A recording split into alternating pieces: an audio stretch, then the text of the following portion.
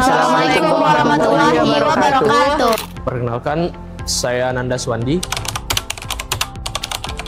Saya merasakan banyak hal-hal yang berbeda ataupun berubah dari kehidupan saya yang biasanya, yang dimana normalnya yaitu ya saya hanya menjalani kehidupan normal sebagai remaja di kehidupan sehari-hari, yang dimana sebelumnya tidak ada penekanan-penekanan tertentu ataupun aturan-aturan tertentu yang dimana kita itu harus menjalaninya gitu.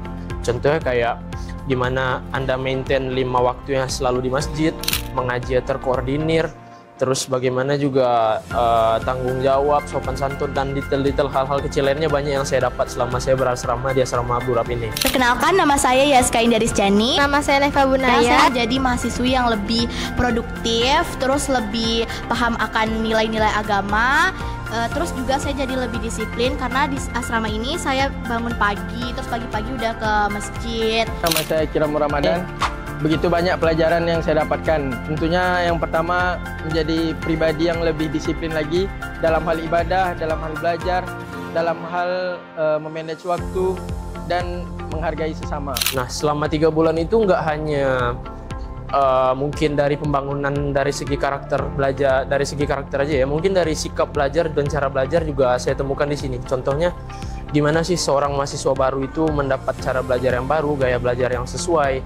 Kalau misalkan mungkin ya saya masih tinggal di rumah dan sendiri sampai sekarang, ya mungkin masih abai, lalai, dan main-main aja kayak masih SMA mungkin. Perkenalkan, nama aku Rudang Siasibuan. Jadi kesan aku karena di asrama kita lebih tahu gimana lebih bisa mengendalikan ataupun beradaptasi dari dunia SMA ke kuliah. Jadi kita lebih kayak prepare aja gitu, gimana seharusnya jadi anak kuliah, lebih disiplin, lebih apa, gimana gitu. Dan juga dari asrama kita jadi belajar gimana lebih bisa balance antara kuliah dan juga nggak tinggalin kewajiban kita untuk sholat, ngaji, dan sebagainya. Ya, jadi karena dari pembentukan nilai Rabbani Amanah Beradab lewat asrama ini bagus banget, soalnya kita jadi lebih mengerti apa nilai-nilai dari masing-masing 3 tersebut. Jadi dari Rabbani Amanah Beradab kita diajarkan untuk lebih bisa memanage waktu sholat kita untuk tepat waktu.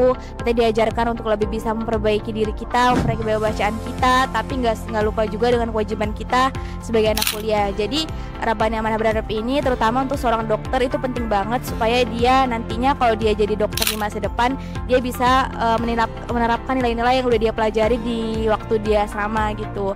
Jadi untuk terutama beradab ya, kan seorang dokter nantinya di masa depan dia harus bisa beradab dengan orang-orang yang akan dia tangani. Jadi penerapan nilai Rabbani Amanah Beradab itu sangat terlaksana di asrama.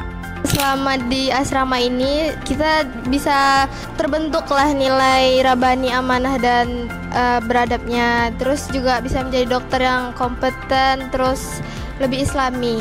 Jadi dengan adanya prinsip Rabbani Amanah dan Beradab, antara nilai-nilai agama, nilai-nilai Rabbani, terus nilai-nilai amanah, nilai-nilai beradab tuh jadi lebih dapat diimplementasikan dalam kehidupan sehari-hari. Sholat 5 waktu yang terjaga insya Allah selalu di masjid, dan juga diingatkan selalu oleh musyrif yang ada di asrama. Contohnya banyak hal-hal baru yang saya implementasikan dalam kehidupan saya sehari-hari.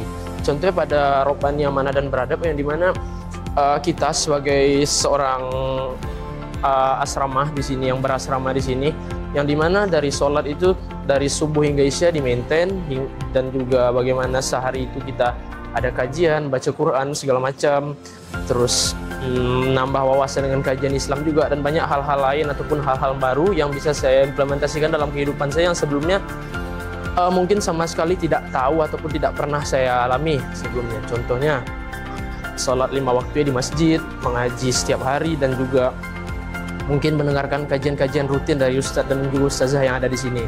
Nah, terus mungkin juga bagaimana kita sikap dan juga etika kita kepada mungkin itu sesama, dosen, kakak tingkat, dan juga pun bahkan adik tingkat, ataupun semuanya di sini diajarkan bagaimana etika dari seorang mahasiswa kepada sesama, dosen, atasan, adik tingkat, dan juga mungkin orang-orang yang bahkan baru kita kenal sekalipun. Contohnya yang paling sederhana itu saya paling ingat diajarkan itu senyum, salam, sapa, tegur, dan lain-lain, itu udah wajib di sini. Mungkin itu dari saya. Sekian, assalamualaikum warahmatullahi wabarakatuh.